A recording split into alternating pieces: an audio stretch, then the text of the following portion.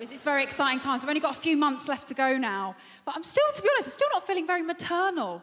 I'm just not really programmed to coo at babies. Like, if I see a baby, I don't feel anything. It's like Theresa May walking past a homeless person. I just don't feel that way. Don't feel that way. If I see a baby, don't feel anything. If I see a cat, however, I basically feel the fur growing on my ovaries. I'm secretly hoping this is actually a litter of tabbies, if I'm honest. I would love to get a cat, I really would. I would love to get a cat, but my husband won't let me, because I think people are sort of split into two in the world.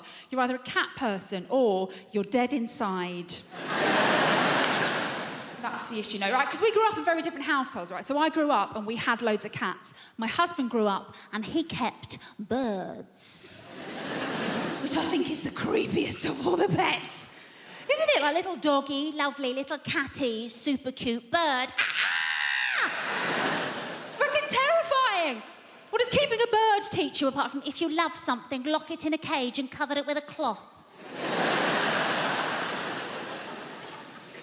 Said to my husband, the only way we will have a bird in our house is if it comes in a bucket covered in 11 herbs and spices. But I've worked out what I'm going to do. If he won't let me get a little kitty, what my revenge is going to be, when this kid is born, I'm going to call it one of the names I've got in my head for the cats I'm not allowed to own. Because kids are all called the same things these days, aren't they? It's all like Tilly, Oscar, Bella, George.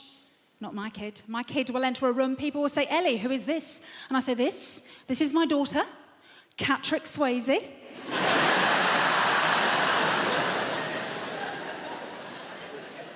I just dropped her. Never mind, 8 more lives to go.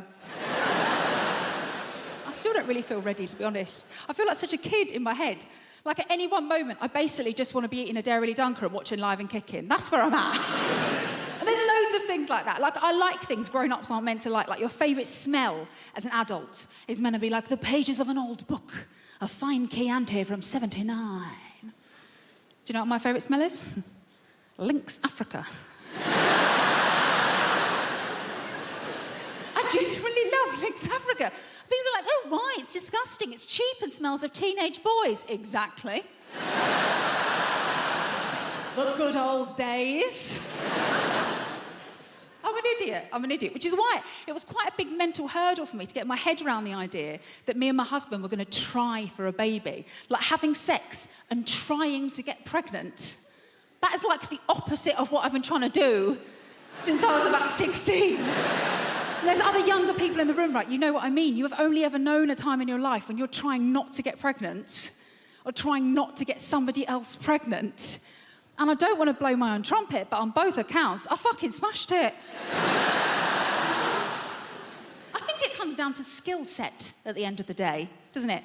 People are just good at different things. Some people are good at the violin. Some people are good at parallel parking. I was very good at taking the pill. Every day, every day, every day. Honestly, I used to think I was so good at taking the pill, I deserved a reward. Arguably, there was a reward. It was the reward of not having to watch Peppa Pig or cleaning up another human's shit. Tell you what I don't understand, right, is women who are on the pill and forget to take it.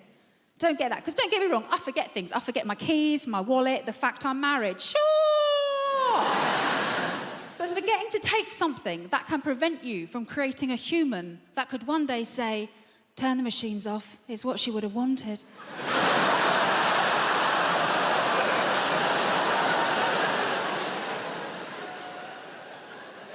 I'm going to remember that one, thank you.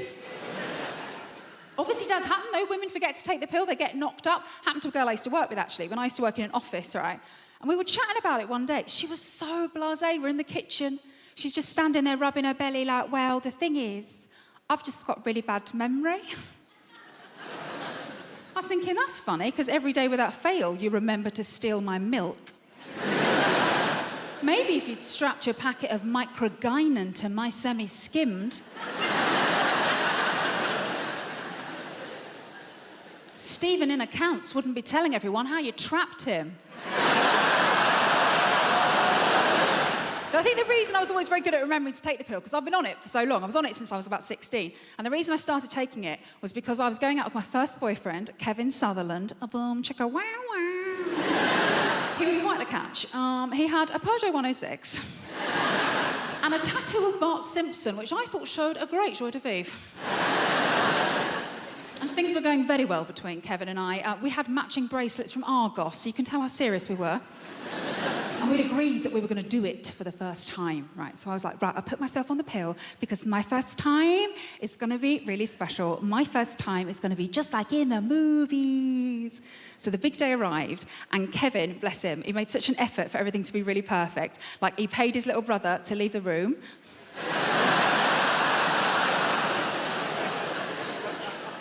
To this day, the most romantic thing a man has ever done for me. And he made a mix CD of all of our favourite romantic songs. You know, like Boom, Boom, Boom, Let Me Hear You Say Wayo. And as we lay down on his single bed, with his Liverpool FC duvet cover on it, the scent of Lynx Africa heavy in the air. And as Kevin took my virginity so beautifully, and gently, and quickly, from behind, I remember thinking, wow, just like in the movies. Obviously, it's quite difficult to make eye contact in that position, isn't it? Almost felt like I lost my virginity to Stephen Gerrard.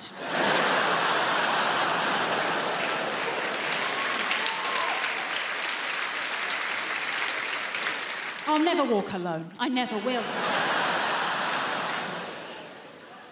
But the elation of losing my virginity in such a magical fashion was sort of undercut by the fact I immediately became paranoid that I thought I might be pregnant, and this would happen every month. I don't know if any other girls were like this when they were teenagers. Holy shit, the fear, the anxiety, the paranoia. It was like living in an episode of Dr. Foster. My main teenage hobbies were netball, calling landlines and doing pregnancy tests in wimpy toilets. I was always so worried about accidentally getting pregnant, but when me and my husband decided we were going to try for a baby, I went completely the opposite way. I was like, right, if we're going to do this, we are going to get shit done. No fanning around here, so to speak. Started using those ovulation sticks that you wee on. Not very sexy. Even less sexy when your husband mistakes one for a new vape.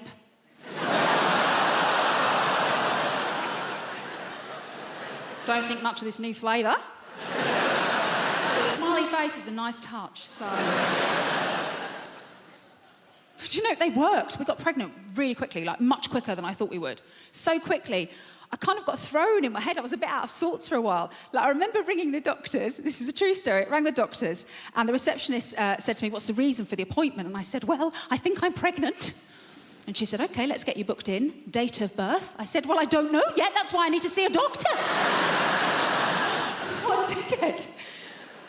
She had to specify that she meant mine. It's a good job she did specify, because if she said name, I would have said, well, if it's a girl, Patrick Swayze. If it's a boy, Draco Malfoy.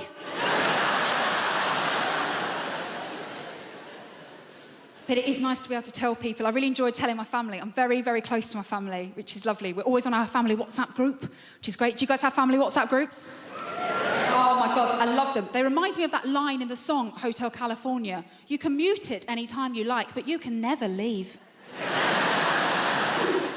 You're locked into that for life, aren't you?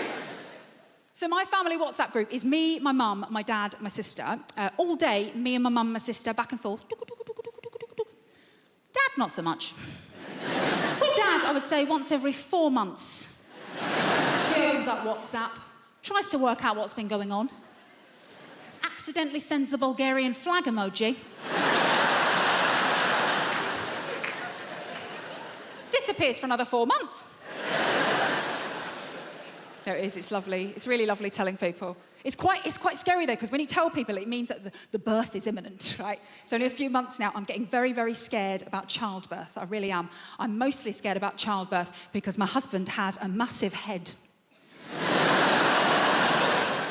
No, seriously, it's enormous. When we take photos together, I have to lean forward. to create some kind of sense of perspective between us. Otherwise, it looks like I'm taking a selfie with a man on a billboard. Terrifying. I've got obsessed with birth. I've started going onto Mumsnet forums about birth injury. Holy God, there's stuff on there. It's all like, this is ripped, that is teared. There's loads of stuff under the umbrella term of mingery.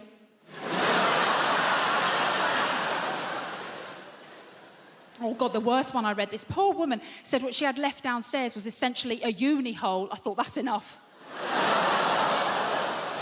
Reading it like, I don't want a uni hole. I like the different holes.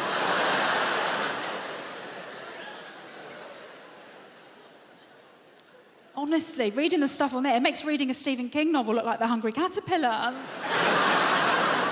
I get so angry about birth. I'm like, why haven't we evolved to do this better by now? One thing I've read said the reason it's so bad is because babies' heads have got bigger because we've got more intelligent, but lady bits have not grown at an equal rate.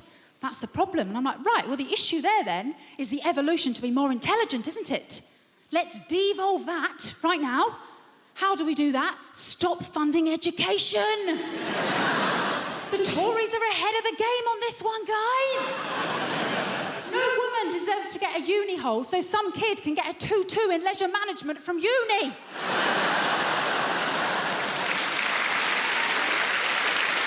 Not on my watch. Terrified of birth. I'm also quite scared about childcare. I don't know how that's going to work, because me and my husband, we have quite weird jobs, very unpredictable. We have quite different jobs, actually. So I'm obviously professional knobhead. Thank you.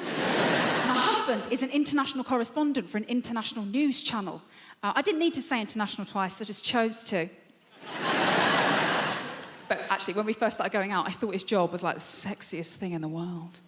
People would ask me where he was. I'd say, oh, where's Phil? Oh, just in Libya, witnessing the Arab Spring firsthand, being the voice of the voiceless. Where's your boyfriend? Oh, all bar one. Never mind.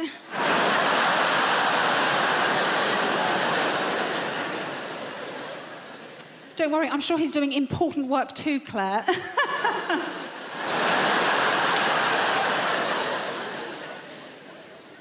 But now, because we've been together for so long, the sheen has just worn off. I'm just not as interested anymore. Stop paying attention to him when he talks about his day at work. Like, I remember once he rang me from the Iraqi desert on a satellite phone. And he's there like, yeah, today we went into Mosul with Iraqi forces and I saw a whole school had been destroyed by a mortar. And I'm on the other end like, well, you think you've had a bad day? Someone's nicked the recycling bin.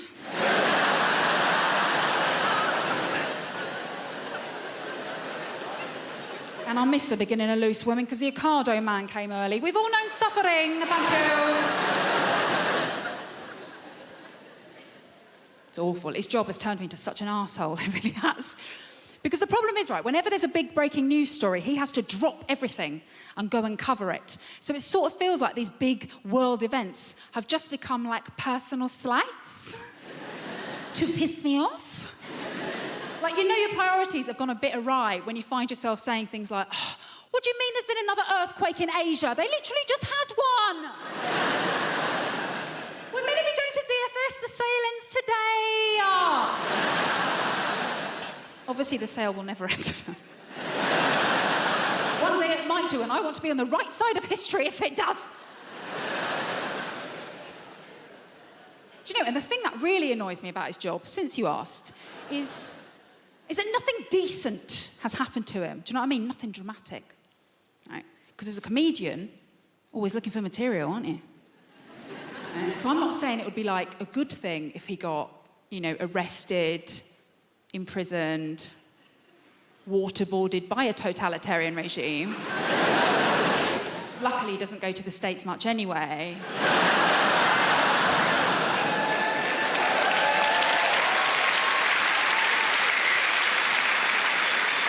But from my point of view, that could really give the old career a boost. Help me fulfil my ultimate career goal, which is, of course, going on This Morning with Holly Willoughby. And I'll sit on the sofa next to her and I'll cry and she'll be like so moved that she'll reach out and touch my leg and her hands will feel like sunset and silk.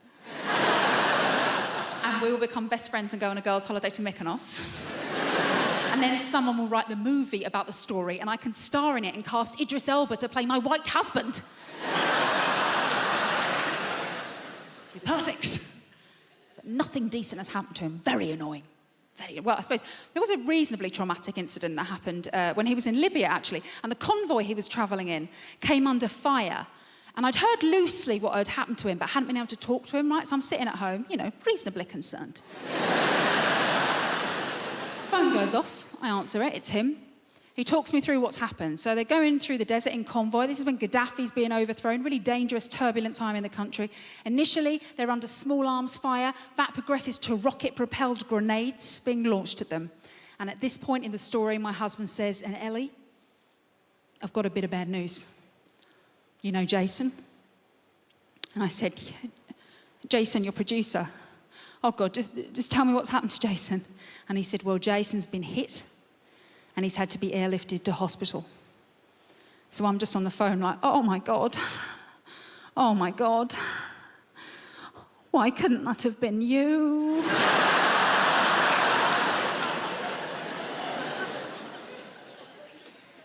And I think it's that kind, loving nature that is going to make me a really good mother.